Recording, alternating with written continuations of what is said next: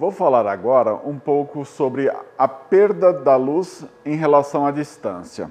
Eu tenho aqui um flash, eu tenho um barbante marcado em 1, 2 e 3 metros, fotômetro, e eu quero demonstrar nessa situação como a luz vai perdendo ao longo dessa distância e como, matematicamente, também existe uma fórmula para isso.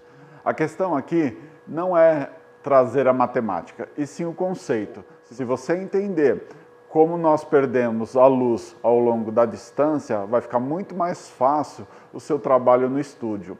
Principalmente na questão iluminando o objeto ou a pessoa em relação ao fundo. Existe uma regra na natureza que determina a propagação da luz e do som. Segue a mesma regra, tá?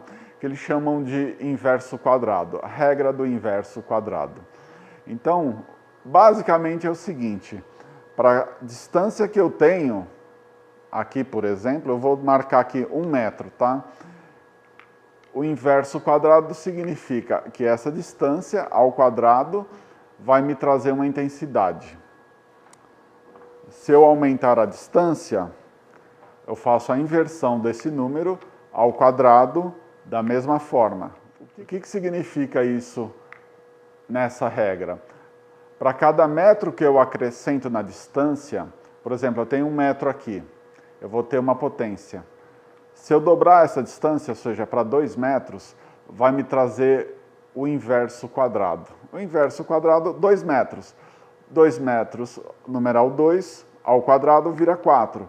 Então, na distância de 2 metros, ele vai se tornar uma fração de 1/4.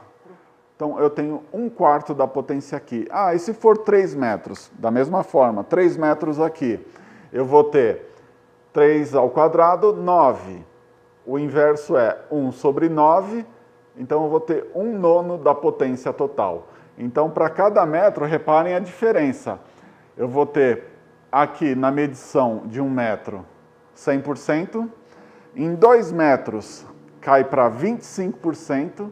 Em 3 metros, vai cair para 11% aproximadamente. Repare como a luz perde a intensidade em questão de metro a metro.